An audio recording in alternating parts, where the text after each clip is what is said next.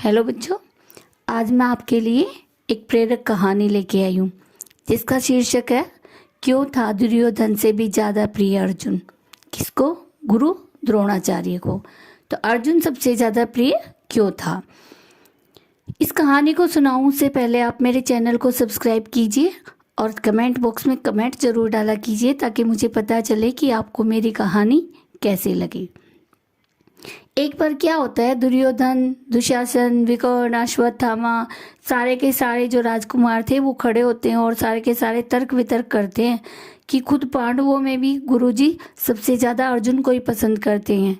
दुर्योधन को ईगो बहुत ज़्यादा थी, अहम भावना बहुत ज़्यादा थी उसमें। तो सोचता कि मैं तो युवराज हूँ, फिर भी हस्तिनापुर का युवराज होने के बाद भी मेरे को लायक नहीं करते और इन वनवासियों को पसंद करते हैं। ये लोग वन में रहा करते ना अपने माँ बाप के साथ, तो इनको वनवासी बोला करता हो और खुद को युवराज बोला करता कि भाई मैं तो राजकुमार हूँ, ये वनवासी है। तो काफ़ी देर तर्क वितर्क करते रहते हैं कि भाई अश्वत्थामा तो खुद का बेटा है, उसको भी पसंद नहीं करते और अर्जुन को ही ज़्यादा पसंद करते हैं। दुर्योधन बोलता है कि मैं तीरंदाजी में अर्जुन से कम नहीं हूँ, गदा चलवा लो उसमें भी मैं भीम से कम नहीं हूँ, फिर भी गुरुजी मुझे पसंद नहीं करते। तो ऐसे तर्क वितर्क करते लास्ट में वो निश्चय करते हैं कि भाई हम जाके आज पक्का ये सवाल जो है गुरुजी से ज़रूर करेंगे कि उनको अर्जुन प्रिय क्यों है। वो चले गए सारे के सारे, गुरु द्रोणाचार्य सारे इकट्ठे आए तो समझ गए कुछ ना कुछ बात है। तो बोले क्या हुआ? बोले गुरुजी आप सबसे ज़्यादा अर्जुन को क्यों प्रिय मानते हो? क्योंकि हम भी किसी से कम नहीं है और ऊपर से मैं तो युवराज हूँ, मुझे आपको ज़्यादा पसंद करना चाहिए और आप करते हो उसको, जबकि मैं ना तीरंदाजी में कम हूँ, ना ओहदे में कम हूँ और ना गदा चलवा लो उसमें कम हूँ। तो गुरुजी बोलते हैं ऐसा कुछ नहीं है बेटा, टीचर्स को तो सभी बच्चे एक जैसे लगते हैं, तो बोलते हैं आचार्य के लिए तो आप सभी एक जैसे हो, ऐसे कोई बात नहीं है। लेकिन वो नहीं मानता। तो लास्ट में गुरुजी बोलते हैं कि ठीक है, आपको अगर ऐसा लगता है तो बेटा ये आपके ऊपर निर्भर करता है कि आप किसी को कैसे लगते हो। बोले नहीं गुरुजी आप तो उसी को पसंद करते हो। बोले ठीक है, आपको अपनी समस्या का समाधान कल मिल जाएगा, आप सारे के सारे सुबह आ जाना मेरे पास, ठीक है? और सबसे पहला मौका मैं दुर्योधन को ही दूंगा। सुबह आपका परीक्षण भी हो जाएगा, भैया आपको धनुर्विद्या कैसी आई और तुम्हारी समस्या का भी समाधान हो जाएगा। तो सारे के सारे चले जाते हैं।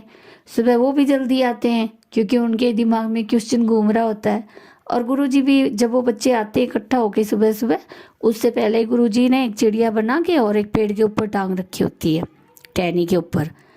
तो गुरुजी उनको बोलते हैं कि भाई तुम सारे अच्छे से ध्यान से मेरी बात सुन लो, सबको इसकी आँख को भेदना है, जो ये चिड़िया लटकी हुई है इसकी आँख को भेदना है, तो ध्यान से देख लेना। तो बोले ठीक है। तो सबसे पहले दुर्योधन को बुलाते गुरुजी, बोलते अपना धनुष बाण ले आओ और तुम्हें बाण से इसकी आँख को भेदना है।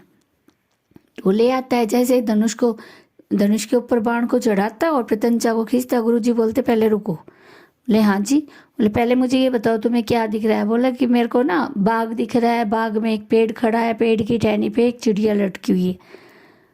तो गुरुजी बोलते कि धनुष को रखो और चलो यहाँ से। गुस्से में उसको दूर खड़ा कर देते हैं। मन में दुर्योधन को भी बड़ा गुस्सा आ रहा होता है कि मेरे को ऐसे कैसे भी बीच में ही भगा दिया। ऐसे ऐसे करके वो सबको बुलाते हैं, अश्वत्थामा को भी बुलाते हैं, दुशासन को भी, विकर्ण को भी, युधिष्ठिर को भी, भीम को भी, नकुल सहदेव को भी, सबको बुलाते हैं और सबका जवाब यही होता है। भीम तो बल्कि ये बोलता है कि मेरे को ना मोटा सारा पेड़ दिख रहा है, मोटे सारे पेड़ पे एक छोटी सी चिड़िया लटकी हुई दिख रही है जिसकी आँख में आप तीर मारने के लिए बोल रहे हो। तो गुरुजी बहुत ज़्यादा गुस्से में आ जाते हैं। बोले तुम्हें बिल्कुल भी मतलब कोई बात तुम ध्यान से सुनते नहीं हो, ये है वो, काफ़ी बोलते हैं।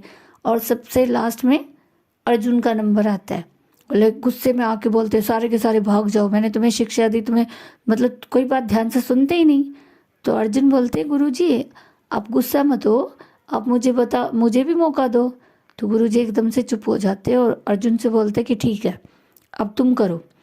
तो बाण जैसे ही संगान करता है ना, जैसे ही प्रत्यंचा को खींचता है बाण चलाने के लिए, तो गुरुजी इसको बोलते हैं रुको।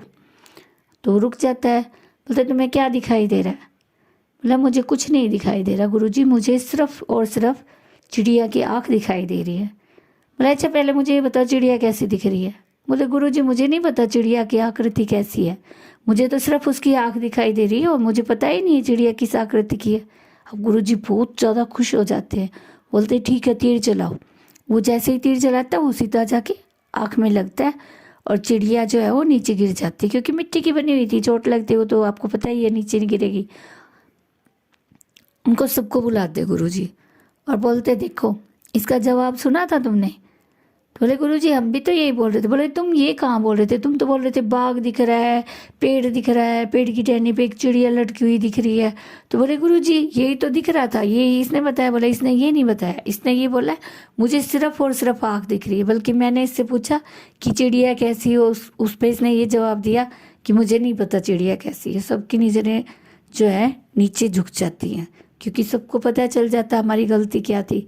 और गुरुजी बहुत ज़्यादा उसके लाड करते हैं अर्जुन के, और फिर सबको बोलते हैं यही वजह है कि ये मेरे को सबसे ज़्यादा प्रिय है, क्योंकि मैंने तुम्हें कल भी यही बात कही थी कि तुम्हारे जो कर्म है वो आपको किसी का प्रिय या किसी का प्रिय ना होना, ये दोनों आपके ऊपर डिपेंड करती है।